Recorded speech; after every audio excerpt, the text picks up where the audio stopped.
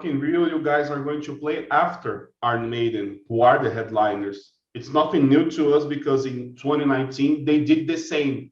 They played after Scorpions, even though they were the headliners. But it's happening Right, again, and I have to right. ask you: is there any particular reason for that? Just because we like wake up very, very late in the day, so we, no, man.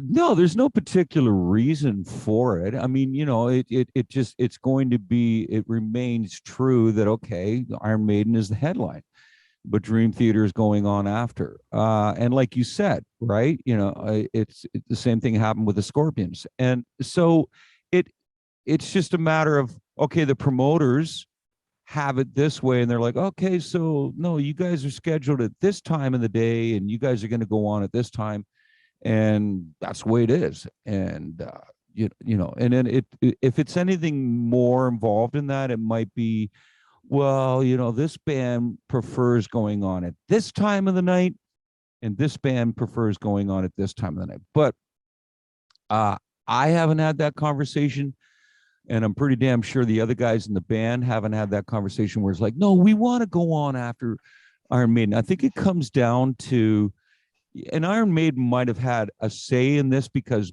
being the headliner, you can have a say in pretty much what you want, right? You can say, no, this is our preferred time slot. We want to go on at this time.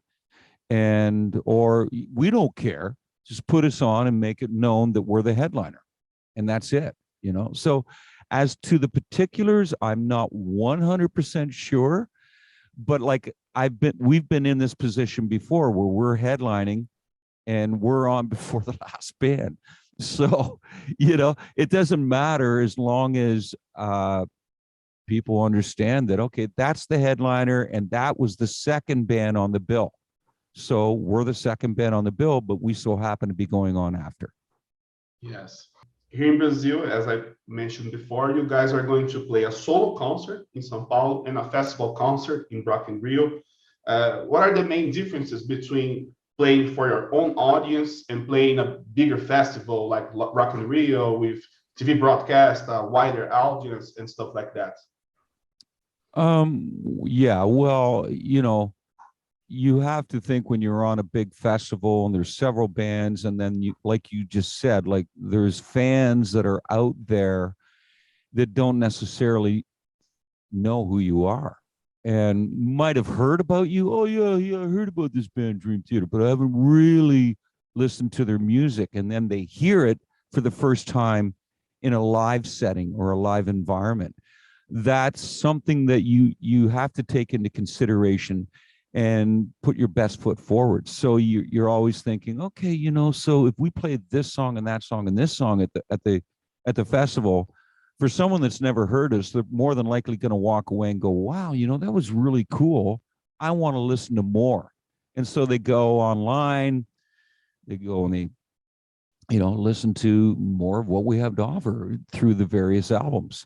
And so that's what you're going after. You want to give a really powerful first impression, and hopefully that's something that translates extremely well to each and every one out there that hasn't really become familiar with the band. So that's your goal. I mean, when you're playing your own shows, I mean, come on, everyone's there because they are fans. And not to say that there aren't some people that came with a friend or girlfriend or wife or husband or whatever, or brother, sister, for the first time to see the band. And, hey man, no, you seriously got to come out and see these guys, and then they come out and they're like, holy shit, man, I didn't know what to expect, but wow. Okay. I'm hooked. I'm a fan, and I'm going to look into this a bit further. So, and not to mention when you're playing your own shows, you have more time to play with, right? Like with festivals, everybody's kind of under time constraints. And I mean, where we are now in most festivals, we're still playing at least, a 75-minute set to an hour and a half, right?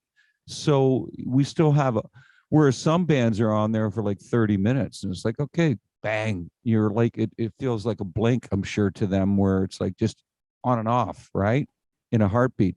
So I think that's the other thing that we can say is that, you know, with every festival, and then when we're headlining festivals, we don't have to worry too much about time constraints, although we're not playing a full opus like, you know, set like we do on our own, right? I mean, that's just, that's a little too much for any festival, really.